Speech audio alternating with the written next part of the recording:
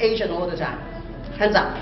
Not all the time. But you do eat. Once a month? You do eat. Fine all the time. Good. And how many of you cook? Cook Asian food or cook? Asian food. You have a wok at home? Oh yeah. Rice cooker? Oh yeah. Soy sauce in the pantry? Oh yeah. Oyster sauce? Oh God. You can cook with me. Well, you know, it's really hard for me to try to capture what the theme should be for today. Food talk. Every day we work with food, we eat food, you know, like we need food. But being a Vancouverite, Vancouver is such a lovely multicultural city. And being Asian, being a food lover, we are in heaven. Aren't we? Well, you're not Asian, but hey.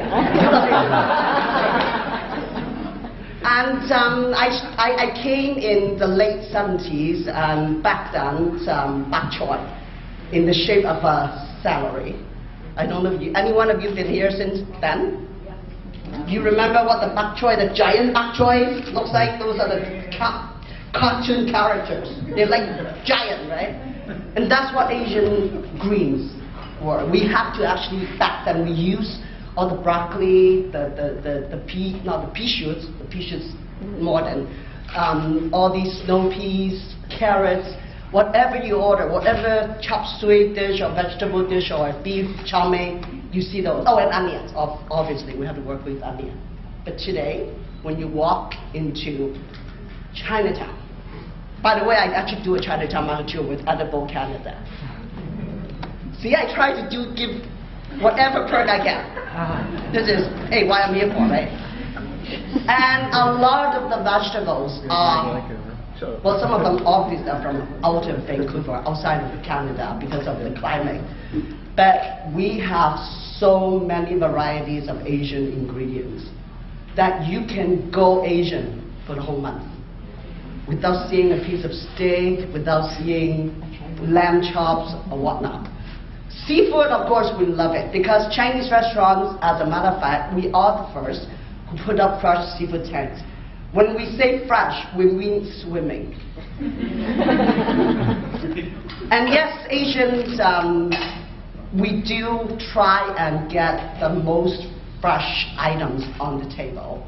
That is why Asian restaurants in Vancouver are so popular. We do have a lot of very cheap and cheerful restaurants, Asian restaurants in Vancouver. And obviously Chinese restaurants are amongst the best. Because Condé Nast, a couple of years back, actually wrote an article and told the world that Vancouver's Chinese restaurant, Chinese cuisine is the best in the world. Thanks to me, because I was the one who brought the guy. And I keep, you know, like, hey, come on, we're the best, we're the best. But no, I actually fed him with all the best Chinese food. But looking back 30 years ago, you know, where bak choy is the only Asian greens that we could have. Today we have gai lan. Yeah. We have bitter melon. Are you Indian? Yeah. You cook with those pointy. I love it though, very much. Good, but they are very healthy for you. They are. Right? Yes.